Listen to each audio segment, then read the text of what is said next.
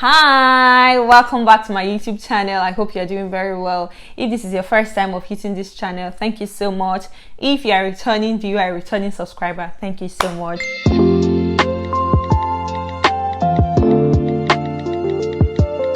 My name is Ella with the Vibes. Thank you so much for showing up. So for our video today, like I had promised, I'll be talking you through 7 things I've learned living in the UK for the past 7 months. Let's get right into it. I'm going to be breaking down my lessons into categories, different categories. The first category here is on getting a job in the UK. A lot of things have changed since 2022, where there is a high demand in the job market. So getting a job is not as easy. So what I've learned about getting a job and how to get good jobs quickly, the number one thing is that you see that your CV you are bringing from your home country.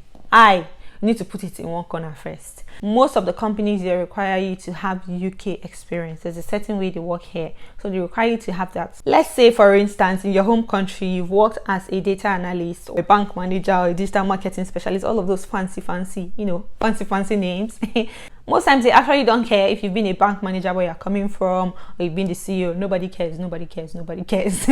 So you have to redefine your CV to suit the role you're applying for. Guess what? Yeah, some things you could do in your CV as starters to suit the UK job market. You have to make sure, number one, that the title matches. The title on your CV matches the job title you're applying for.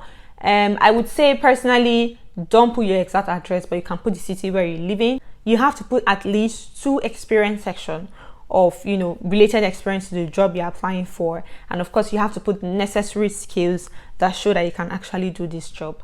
And then for interviewing, when you're interviewing in the UK as a first time person, you're just getting here, you have to show a certain level of professionalism.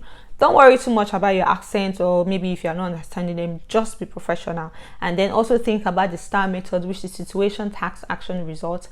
And then you use the STAR method to answer the questions during the interview. Accommodation in the UK. This is a very, very, very important part of being in the UK. And one very big lesson I learned is the fact that this country is a credit-based system, and that covers everything, including your accommodation, your phone bills, everything. So if you rent a house in the UK, you do not have the right or the privilege to go for like a month or 2 months without paying. Where I'm coming from in Nigeria, you can say, Oga landlord, please, this month. They be like that for a year, my friends. You have to pay, and pay on time. So because it's a credit-based system, you have a credit score, and if you miss a payment, whether for your accommodation, even for your phone bills, it could affect your credit score negatively. And if you do miss a payment for your accommodation, you may not even be able to get accommodation elsewhere, because the landlord's like, okay, this person is not credit worthy, this person cannot pay their bills. So that's it. So make sure you rent accommodation that you can afford, given the time of your life. Whether if it's the £400 you can afford, depends on what part of the country you're in. Please don't quote me anywhere. Depends on what part of the country you're in and what kind of apartment you're getting. If it's £2,500 you can afford, go ahead, but don't bite off more than what you can chew, so that you are able to meet up and consistently pay, so it doesn't negatively affect your credit file. Transportation in the UK. So when I got to the UK, I lived in London for a very, very, very long time. For transportation in the UK, what I would say is that personally, I think it's very affordable. It's affordable. Some of the people that are from here originally, they think it's not. Public transport system here is actually comfortable. So in case you are wondering, do I need to get a car or not? Well, it's up to you. And some people do have to get a car because maybe where they live is very far from the city, so public transport doesn't run as often, so they may need to get a car. But overall, public transportation for me in the UK, I think it's very affordable. It's comfortable when you get on, and then it's also safe. So there are CCTV cameras all around, like the public transport means, on the train, on the bus, and then you can feel safe. You don't have to be worried that somebody's coming to take your phone or something like that, like some of the places I've been at. And timing is very important. If you do not want to have to be running after buses every time, panting, you have to make sure, given the time you have till the bus you're supposed to get on come, try to take a walk down. Because why? The bus stop, they are not just right in front of your house, except the very few lucky ones that have bus stop right in front of your house. But most times you have to walk 4 minutes, 6 minutes. Some people even have to walk 15, 10 minutes. It depends. So try to leave your house early so you don't miss the bus, and then make it a habit so you don't keep running after the bus every time and panting and panting and panting and panting. Okay?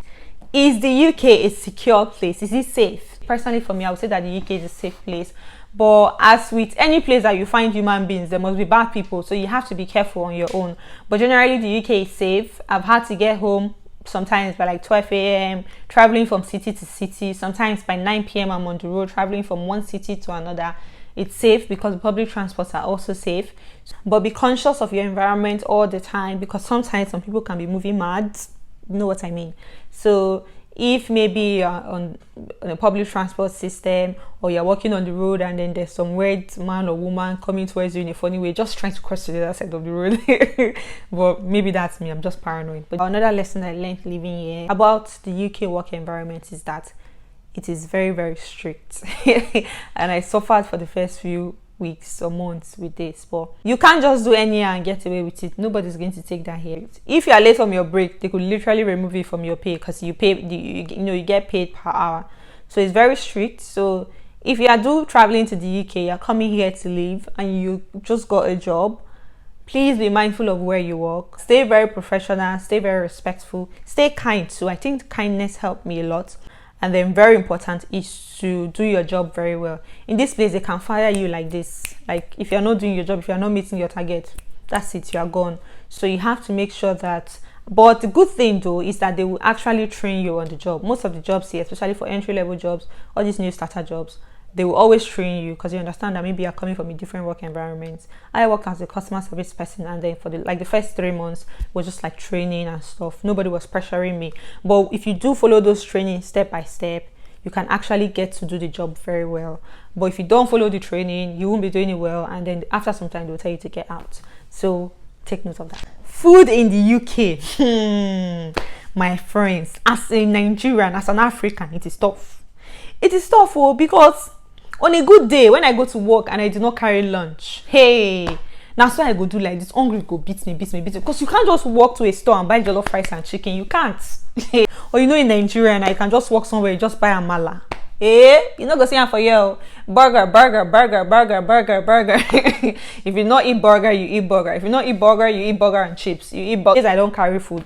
Or the days for several reasons I want to eat out. It's just so stressful getting the right food for my Nigerian taste. But the food in this country is not always fooding. You have to find the one that works for you. So if you're an African, if you're an Indian, you have to go to your home country stores, which they are everywhere pretty much in every part of the country, and get your ingredients to cook your own food. But if it's that you just want to walk outside and you just want to see jollof rice and chicken, or you want to see amala, you will not see it. You will not see it. You have to make it yourself. You just have to make it yourself. But affordability for food is actually quite affordable, because sometimes maybe you go to popular places like Asda, M&S, Aldi. You can get affordable food ingredients to make what you want. But please, you are not going to see amala in Aldi or Asda. No, you have to go to African store to get that one. Finally, as people can see, I don't yet have my in it accent. Because the day I sent a voice note to my friend, she's like, this girl, your accent never to change. No, it have not changed. You have not changed. But jokes apart, I know that accent, some people, they get here and they try to have the accent. Please just calm down. Don't bite your tongue. Just calm down. Try to speak clearly and audibly, and they will hear you actually. London is very mixed. It's very exposed. So the accent barrier is not too much, because almost everybody just speaks like normal English. And if you do put your ear down, you hear them. Then on your own part, when you are speaking to them, try to be clear. Don't rush too fast with your words, but don't try to match their pace by using the accent. You see what I mean? Don't try to do that, because you're going to bite your tongue and you actually sound very, very funny. Give yourself some time. Eventually you pick it up, but don't try in your first 2 weeks. You're already doing excuse me, you're right, mate. You're going to bite your throat. Just calm down. All right, my friends, if you are still watching this video now, I am clapping for you.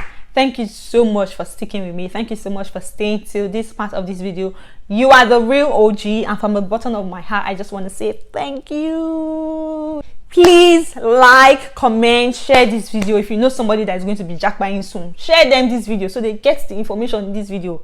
Share this video to them. If you are going to jackpot soon, share it to your friend, your brother, your neighbor, even your ex-girlfriend that left you to jackpot, or your ex-boyfriend, but you get what I mean. Just share this video with somebody and let them watch and learn from this video. Thank you so much for staying. Do like, engage, comment, subscribe to this channel. In my next video, drum rolls, I am doing a series on customer service and how to contact popular customer service companies. What do I mean by this? So every day we buy things from Temu, Shein, you know, all these big companies I'll buy stuff from. And sometimes it's just very annoying to reach their customer service. So I'm going to be doing a series on how you can reach customer service of popular online shopping sites. Okay? Thank you so much for watching. See you in my next video.